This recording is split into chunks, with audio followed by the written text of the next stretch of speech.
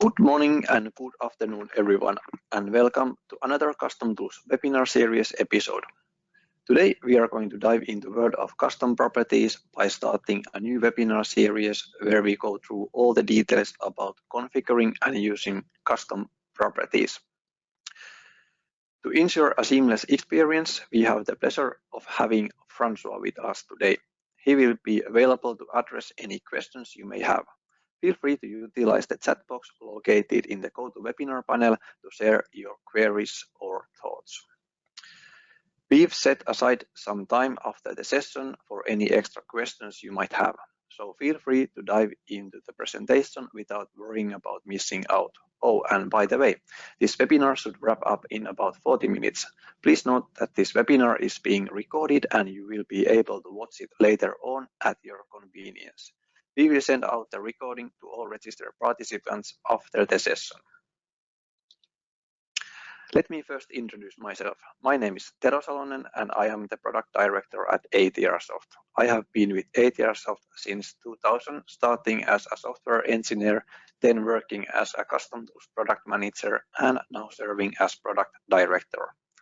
With 20 years of hands-on experience in SOLIDWORKS CAD and PDM, I'm responsible for our product business. Thank you for joining us, and I hope you find today's webinar both informative and enjoyable. It's impossible to learn to fully utilize custom tools properties without knowing the concept of custom properties in SOLIDWORKS.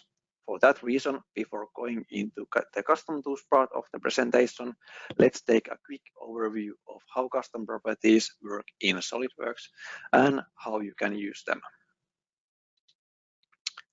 Custom properties in SOLIDWORKS are a powerful feature that allows you to attach metadata to your parts, assemblies, and drawings. These properties can include information such as material, part number, description, weight, manufacturer, and any other relevant data to your project. Custom properties are essential for managing design data, automating documentation, and integrating with other systems like PDM or ERP systems. Custom properties can be used in various ways within SOLIDWORKS. In Property Manager, you can view and edit custom properties by right-clicking a cut list item and selecting properties. Custom properties can be used in design tables, configurations, and equations to automate changes based on the metadata. Custom properties can be included in BOMs to provide detailed information about each component. You can customize BOM templates to display these properties. Custom properties can be linked to annotations, notes, and title blocks in drawings. You may use specific PRP or PRP sheet notation to link custom properties to notes. Custom properties can be linked or can be saved in document templates to ensure consistency across all new documents. Set up properties in part, assembly, and drawing templates to standardize the information.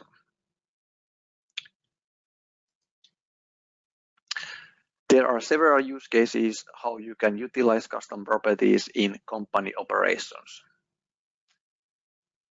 It's possible to track and manage the material used in each part by creating a material custom property. This can be referenced in BOMs and drawings. By adding a unique number to a file, the file can be treated as an item and recognized when used in a BOM. You may add a revision custom property to track design changes and document revisions. Custom properties can be used to store cost-related information and automate cost calculations using design tables or equations. When storing supplier information directly within the part or assembly files, it makes it easier to generate reports and manage procurement. Fabricated parts typically contains information to make the part such as dimensions, material, and surface finish, and to track when a part was initially created and by whom. Designers' initials and design date can be stored as individual custom properties. One can say that custom properties are a crucial part of integrations as they hold metadata of 3D model. Typically, custom properties are exported to ERP systems for manufacturing planning, resource management, and material consumption tracking purposes.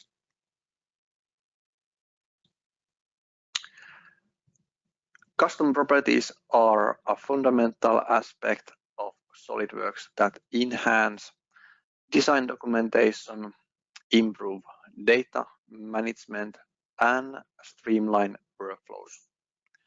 By effectively utilizing custom properties, you can ensure your design process is more efficient and integrated with other business systems.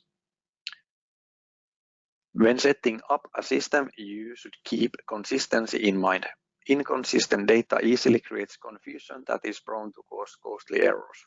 It's a good idea to efficiently utilize templates and products such as custom tools to maintain consistency and add a level of automation to efficiently create and manage custom properties.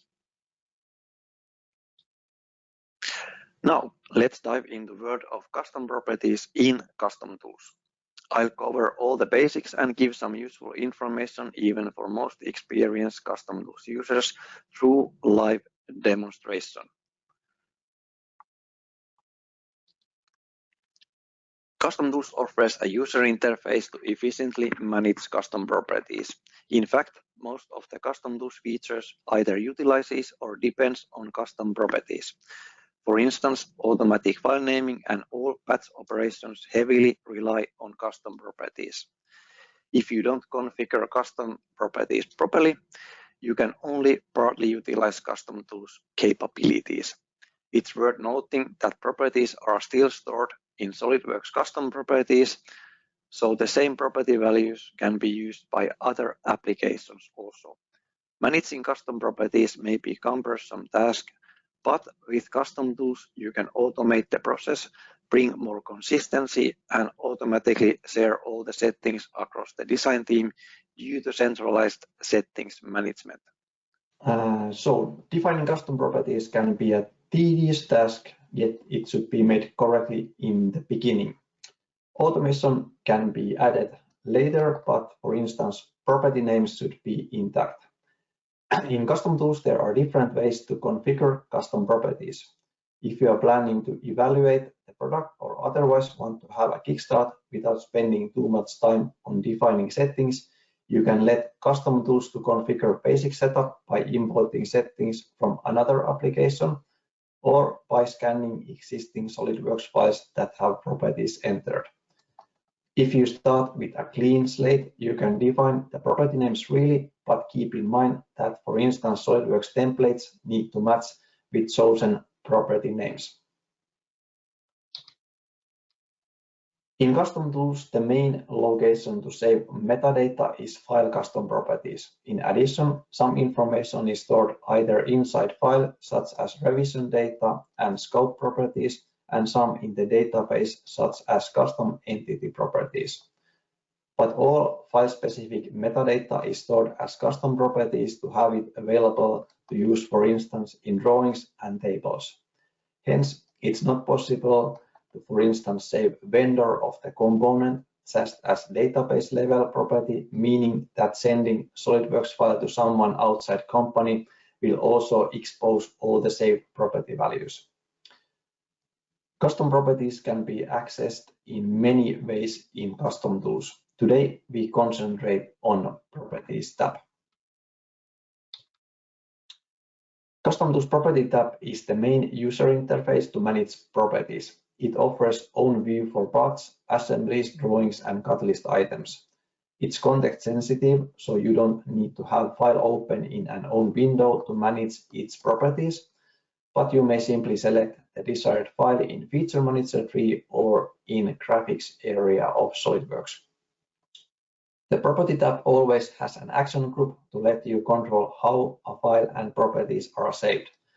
Property controls used to manage custom properties have autocomplete feature to keep history of entered values to bring consistency and save time. Individual property controls also indicate when associated value is changed and is going to be saved to the file. So let's jump into SOLIDWORKS, and I can show you the various ways how you can access the properties. So in CustomTools, we have a command manager part where you have all the commands available, and basically the most common way to access properties is to click properties icon on the command manager bar. We also have a toolbar for CustomTools, so enabling SOLIDWORKS toolbar, you can access properties as well, or you can use the conventional menu to access properties, or you can simply right-click either in the graphics area or in Feature Manager tree to enter the properties. I will turn off the CustomTools property pane, and as CustomTools is fully compatible with SOLIDWORKS command manager bar, you can easily also customize the behavior. So you can create shortcuts, you can have mouse gestures, or you can, for instance, have CustomTools commands available behind the S key. So for instance, I have configured for parts that I have a mouse gesture when I just simply left drag, I will enter into properties, so that may come handy to quickly access the properties. You need to also keep in mind that CustomTools properties menu is context sensitive. So for instance, when opening an assembly document, we can enter the properties and we can pin this down, and we can simply go in the feature manager tree, for instance, and see properties of different files without need to close the properties user interface meanwhile. In case we have drawing created, we can also access the properties of 3D models from there, which not everyone is aware of. So let me first show, for instance, in case of cut list properties, we can also pin this down, and I have configured the length here, so I can simply click different cut list items here, and CustomTools will show and store properties on for selected entity. So let's go back to our assembly, and if I simply make a drawing from this part, and let's select our CustomTools template and just drag one view here. We don't need to go into details of how to create drawings, but in this case, if I enter the properties in here, we can see that, for instance, now I had still the view selected, so I can actually see the assembly properties. But if I want to see the drawings properties, I need to click somewhere to deselect the view, or then just select the drawing. And here is one tip to use. For instance, if you want to search for existing drawings based on sheet size, we just created a new drawing and I didn't enter any information yet, but I have configured custom property drawing size to be as a default value the sheet format size. So actually now when hitting OK and saving this drawing, I can also search drawing with A3 size from database, and when dragging this to the correct window, we can see that there is actually one drawing made from this specific size. But if we go back to the properties And here is also a tip that if the feature manager tree is not visible to select models, you can always double click the, or at least you should be able to double click here to see the feature manager tree. Why it's not showing that now? We see. Let's try it again to enter the properties. Oh, it's not coming visible there for some reason. Here. So here I can also dive into the sheet and select, for instance, assembly, where I can assembly properties, or even below that I have the part, and now I can see the part properties, and I could modify also them in drawing context. Let's go back to our part, and I have here only configured to show different type of property control, so there is not really meaning from design perspective, but we go through later different control types and how you can utilize them, but just some basics of how this user interface works. So first of all, the custom tools remembers last used values. So actually I need to select here because, well, let's go to the options. I can remove some of the options I already defined here earlier. So let's remove these that I once configured to have it visible. So if we go to properties and we write something here, for instance, tube, and hit OK. And here it was the compulsory value. So if we go back to properties, custom tools remembers entered value. So if I start typing with T, it proposes me the values that matches with previously typed values, and these are stored in the local registry.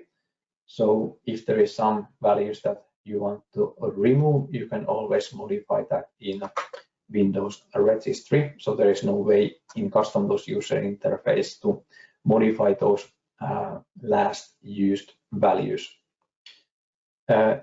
Generally about the user interface, there is a save icon of each property control. So if I modify a value, for instance, in here, custom tools automatically activates the save icon to indicating that when I click OK, all the values that has the save icon pinned down will be stored to custom properties. I can actually also force to save something. For instance, if I would like to save this date value to all configurations, for instance, I could just click the save icon and select here to save this value to all configurations and click OK. So then if my part had several configurations, it would save to all configurations. It's also worth noting that custom tools remembers the width of the property tab. So one can typically keep the property tab in SolidWorks relatively narrow in order to maximize the graphics area for the design. But once you click the properties, you might want to get it a little bit wider to easier enter all the property values. So now if I just hit here to close, you can see that it went back to the previous width, and when going back to the properties, it introduces the last used width.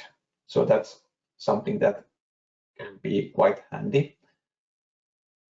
We always have action group here as a first element in the UI, where you can define the target component part or cut list item what we are currently managing the properties for.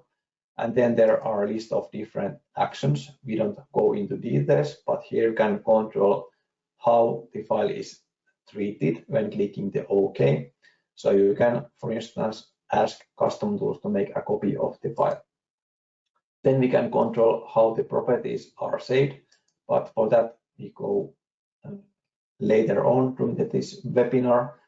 And also we have a project selection here that is not part of the scope of this webinar. But what is useful to know that if this is something that you never touch and you don't really use the project feature of CustomTools, you can always minimize this, and CustomTools will also remember that state. So then when you next time go to the properties, it will open action group minimized. So that will then give more space to actual property controls. You can also enter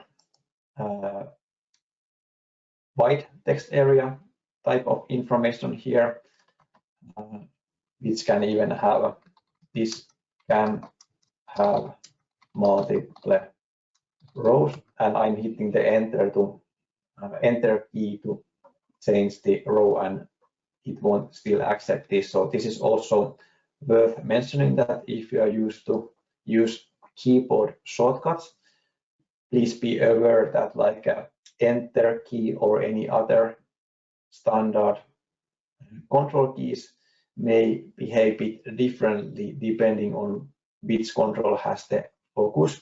So it's always good practice to click the save button to save or OK button to really save the properties to avoid any mistakes. But this was basically the all the basics from the general elements in the user interface. And now we can go back to the presentation and then go back to SolidWorks shortly. So properties always belong to a property group.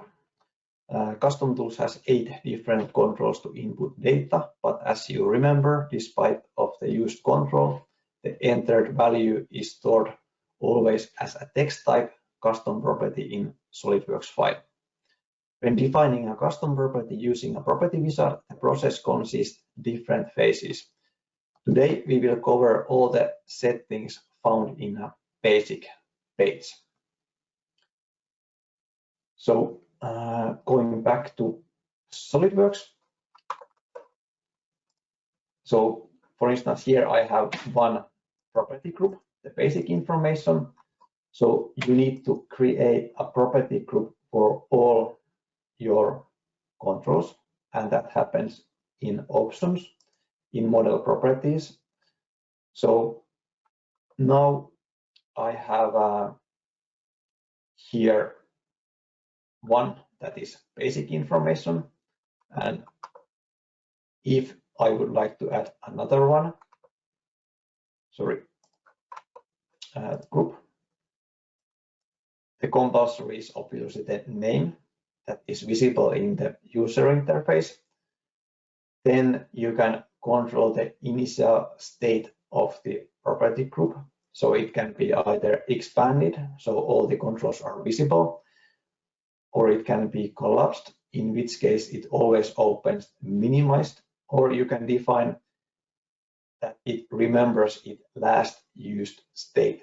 So if that was a minimized, then it will next time also open a minimized, and the last state is stored in a local Windows registry, so it's remembered per designer.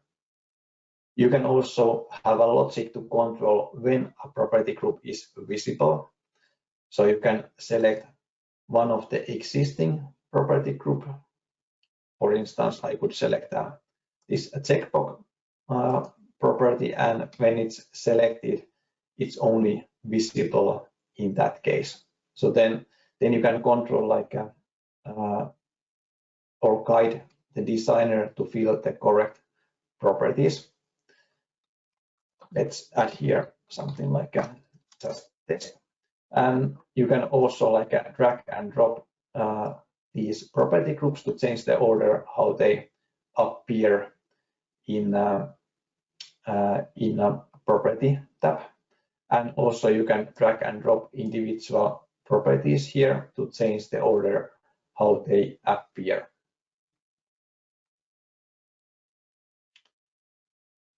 I will cancel this because the property group should have always at least one property defined, so I don't want to define that for now.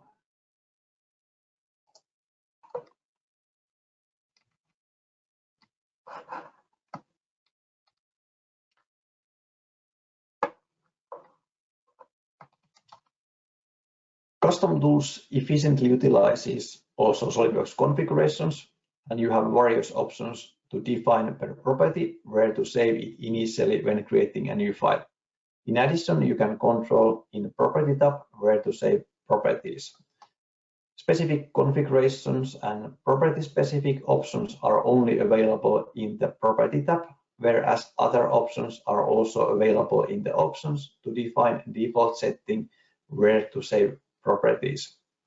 The last two options are mainly used when using SOLIDWORKS PDM, as document-specific custom properties are treated as add configuration properties in PDM.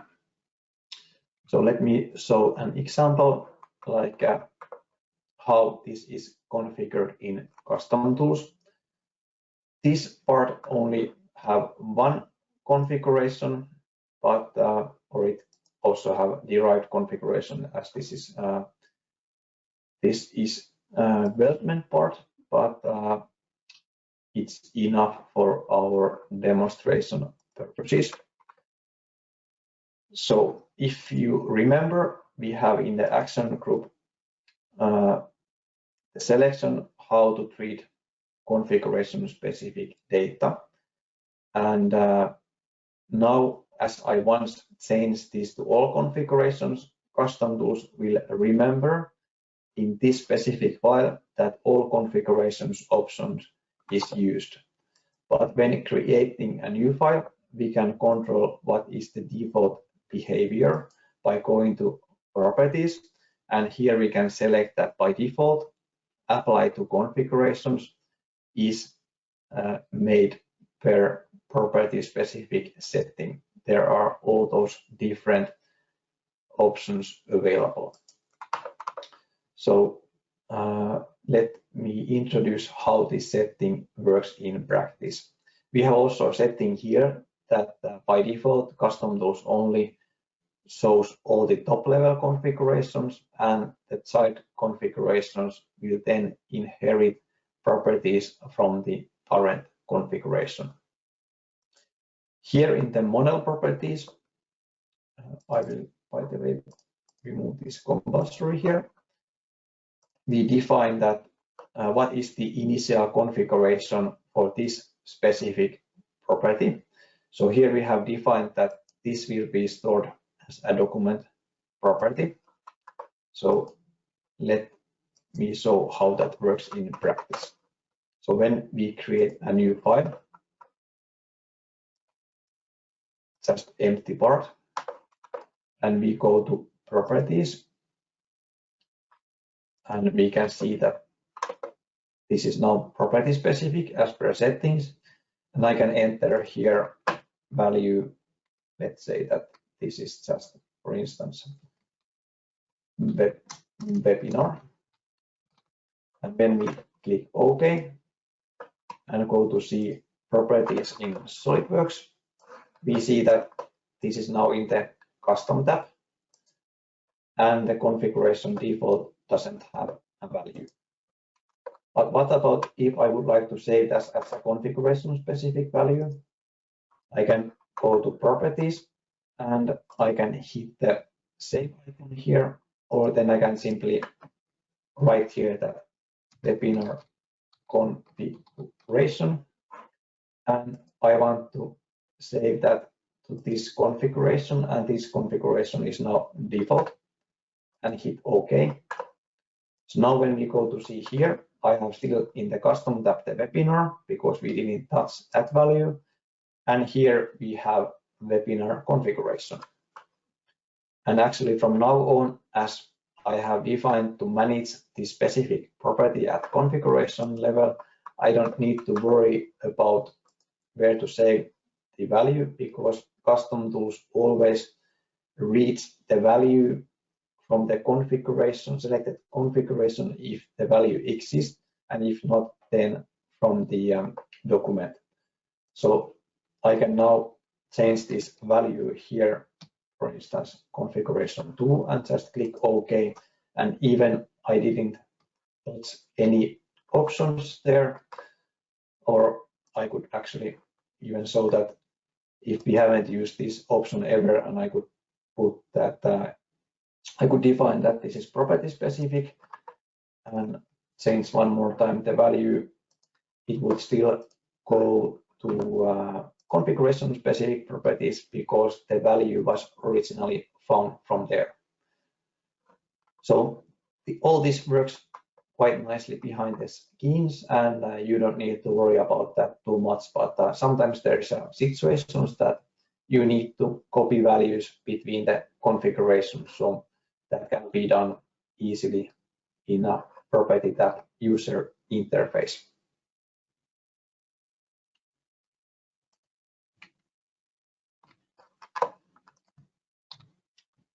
Then as a last thing, let's go through all basic information page options for a property control in detail. You may control the following settings for custom properties, and let's see next in practice what they really mean. So if we visit custom properties here, and we can collapse that group, there is now all those 8 different properties or property controls that are available in CustomTools. So we have a checkbox, but you can just toggle on and off, and you can control what is the value written to custom properties when the checkbox is selected or unselected or unchecked and checked. So it can, by default, it's X, letter X when it's selected, and empty when it's unchecked. But it can be, for instance, yes, no, true, false, or even make, buy, or whatever you define in the settings. The combo box is a drop-down list that have different list items here that can come from database, or you can just define them in CustomTools options. And in combo box, you always need to select one of the predefined options, so there is no way to edit or type in your own desired value. The date control is meant to enter date values. In the settings, you can control the format of the date. So I can click here to select a desired date, for instance, today's date, and we can see that now this is checked, meaning that there is a value for the checkbox. And in the settings, you can control how the date value is formatted when written in custom properties. So, for instance, do you want to use the forward slashes or dot or whatever, or do you want to use the full month names and so on? The dimension control, as the name suggests, is to control to store dimensions. So if we just sketch here something quickly that we have some graphics and just add dimensions there to just have something to pick, and we can then just extrude this. So if going to the properties, and once the dimension field is activated, CustomTools shows all available dimensions in here. So we can just click one of the dimensions and CustomTools will show the value, the current value of the dimension in a control, but in tooltip, it shows where the value is linked. So that link is stored in custom properties. So if the graphics changes, then the value is also automatically updated without going to properties. If for some reason you want to clear the dimension value, you can just hit the button here. Sometimes you may have some solid body component, for instance, by parts, and you don't really have the dimensions, but you need to enter some value. So it's also worth mentioning that you can just type here the value. It won't update any dimension in the graphics area, but will then store entered value in a dimension. So some cases there may be that you just measure the value of the real component there, or you know it and you want to enter that in order to, for instance, use that in a bill of material and so on. Editable combo box is similar to combo box, except that if none of the predefined values are the value you want to use, you can also type in some value. Edit box, as we already have used it, it just should just like have the autocomplete feature, and you can freely type the text. You can in the settings limit the length or make it compulsory and so on, but it's just to enter arbitrary text. Hierarchical combo is similar to combo box, except that in hierarchical combo we can show hierarchical information, so parent-child relationship. So this can be useful, for instance, if you have hierarchical product groups or item groups, to select and then group similar items there. And basically it uses the same lookup lists than combo box and editable combo box, and the content can be defined in custom tools or then queried from external data source. And info field, as we already checked, is similar to edit box, except that you can have multiple lines of text there, so there is more space to enter information.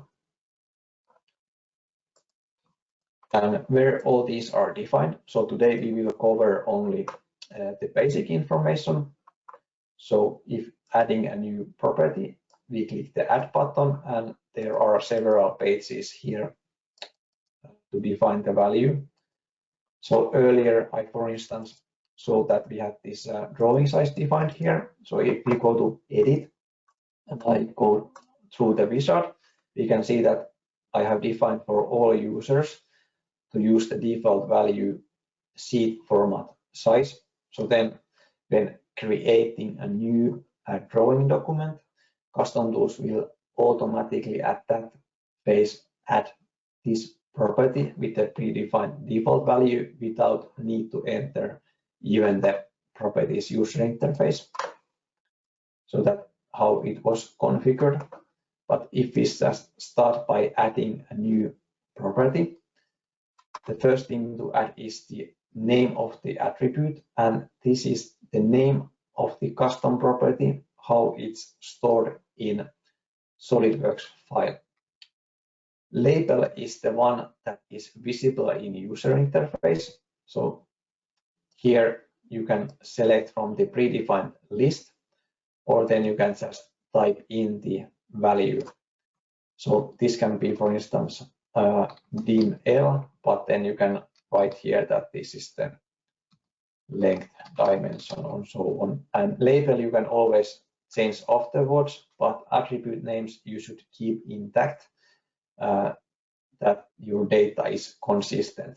So many times I see that, for instance, description can be found in description, desk, desk1, name, or whatever attribute, depending on the file used, and that is not good practice, because then you can't really utilize templates or custom properties in integrations and so on. So these should be kept intact, and actually custom tools collects the list of defined attributes here in the database options. Here are all the attributes. So Also, one good practice is to first define the set of properties that should be used, and then just keep using those properties here when defining new attributes, so that then you can also avoid typing mistakes in here. Then you specify the type of the control, and depending on the control, the following pages may have a bit different information depending what options are available. And this was the property-specific initial configuration where to store the property. But as you remember, this only has effect on new files. Then we define a scope here. So for which type of part or which type of files or entities this property is available. So default is model. It means that it's available for part and assembly documents. If we enter the drawing properties or define drawing properties, then obviously the scope is or can be only drawing or cut list items. So for instance, weldments, the scope will be cut list item, and then we have custom entities, which are or custom scope properties, which basically are custom properties which are not stored to file itself, but or not as custom properties of the file, but inside the file, and they can, for instance, present virtual items or raw material, how to make the design part, and that is typically used in ERP integrations. You can control also visibility, as you can control the whole group's visibility, but you can also, for instance, create a property that you need to store to file, but you don't really never enter the value. So in order to save space in user interface, you might want to hide that property. One good example is that if you have a list to select human readable unit, then you need to store the corresponding key of the selected value, for instance, to export that to ERP. You need to have a custom property to hold that key and store that to custom property, but you never really enter the value by yourself, but you select the value from different control, which is typically combo box. So then you want to keep this hidden. So then you can add some logic to this property, but it's more for the automation. If it's visible anyhow, you can also control that when value of some other property is something, then this is visible. For instance, in the combo box, if we would select the manufacturing method here, it can be, for instance, cut, then this is available, or you can define that if it's cut or bent, then this property becomes visible, and so on. So this is kind of like a dynamic logic how you can control the visibility of a property. Then there are some general options, like the control can be read-only.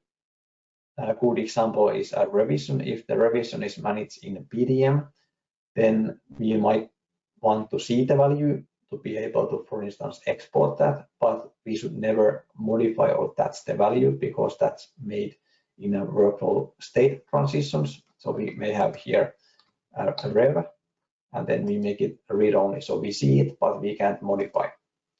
Then there may be some, for instance, part number that should be always entered, and then that becomes, let's remove that one, then that becomes mandatory. So we require that the value is entered.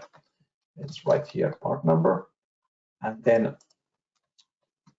the tooltip is just a hint text visible that if there's something that you need to remember, or like what value really means. So for instance, remember to start value with M letter for make parts. Of course, in practice, we would automate the generation of the part number, but just to give you an idea how this works, we hit OK here, and when we go to properties, we see that the compulsory value is identified with the red text. And if we try to click OK, CustomTools will tell that it can't accept the values because the part number is mandatory and it's currently empty. And if we want to check from here what was the it was the M letter. So if we bring the mouse cursor over the control, we can just write here the value, and then we are able to accept the changes.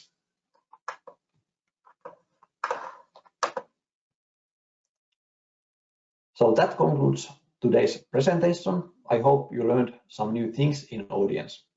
Now I invite you to ask any questions you may have. We are here with Francois to provide clarification, address any concerns, or provide additional information based on what I covered today. So please feel free to type your questions in the chat box and we'll do our best to answer them. So, do we have any questions in audience? There are no questions so far. I hope that the sound quality was better with another microphone. Yeah, it sounded better. We can still wait a few seconds if there are some questions, but if not, we can also conclude the presentation just while waiting. If someone has something to ask, we are planning to have a webinar series regarding how to manage properties effectively with CustomTools. So this was a lot of theory behind the custom properties, and in next webinars around this topic, we will cover basically all the settings that you can define what comes to properties. So there are a lot, as custom properties are really the core functionality of CustomTools.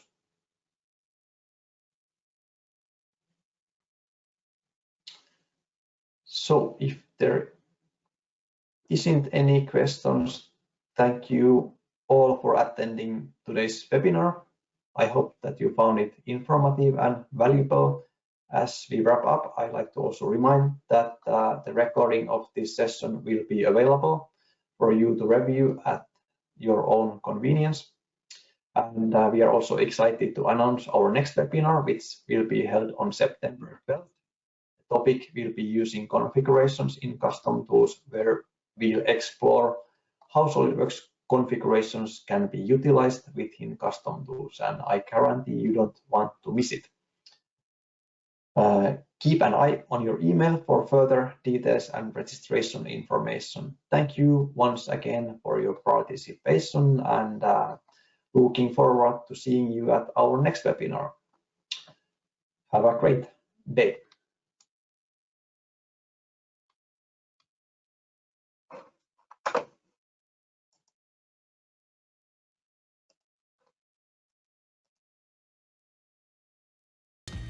We are in the life-saving business. We kill your routines before they kill you.